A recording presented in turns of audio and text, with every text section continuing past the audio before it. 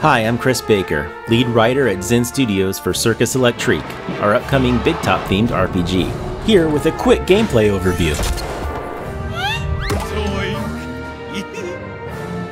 Circus Electrique takes place in an alternate Victorian steampunk London, where a mysterious event known as the Maddening has turned a huge portion of the population from all walks of life into ruthless killers. Yet somehow, the Maddening has had no effect on performers from the Circus Electrique, and their unique talents are pretty much the only hope for saving the city, maybe even the world. I don't like you! Using those unique talents effectively, plus deciding which performers to send out to execute them, is your key to success in the game. As you work your way through the city map, you'll often encounter attacks from those who have succumbed to the Maddening, unfortunate Londoners whom the press has taken to calling the Vicious. The Vicious tend to travel in fours, as does your party. But who should your 4 selected performers be?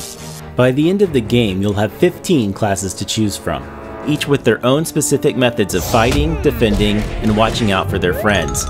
Some much more ideal for certain of those tasks than others. Here we have a strong combination of performers you may set forth with early on. A strong man who, as they'd say in 1899, offers a mighty kerwallop. A clown who specializes in the healing power of laughter. An escape artist, also adept at the art of capturing enemies in place. And of course, a fire blower, who blows freaking fire. Notice how they're positioned. Positioning is a core strategic consideration in Circus Electrique, and we'll let Balthazar the strongman here show you why that is. As you can see from the dots right here, Balthazar quite likes it here in the first position, and all but 2 of his skills can be used here. He can only use his Spine Breaker attack here in the first position, or in position 2. And if he lands it, which is not a sure thing, mind you, it'll need some crippling damage to one opponent. But what if it makes more sense for him to be able to put the hurt on multiple enemies in one move, if for substantially less damage? His Boomerang skill can do that, but he'll need to move back to position 3 or 4 to use it. It may cost you a couple turns to move Balthazar to position 3 from the front, but maybe it's worth it. Or maybe it's not. Such moments of strategy are entirely up to you as the player.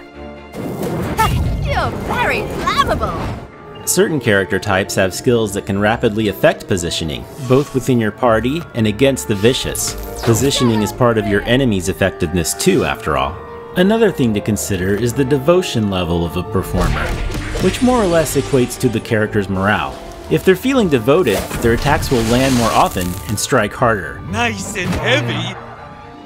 See that electrical effect? It intensifies the more devoted your character is. If they're grumpy though, you'll need to cheer them up through other actions, such as using specific devotion-related skills or devotion-enhancing items, like that brand new tasty beverage known as cola. Better than a bandage. Otherwise, you're not going to be too happy with their results. If they get too depressed, they may have completely had it with you and choose to leave the circus altogether.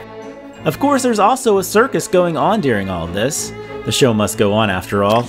And planning a performance is also very important to earning the resources you'll need to figure out how the maddening started and how to stop it. Thank you for joining me today.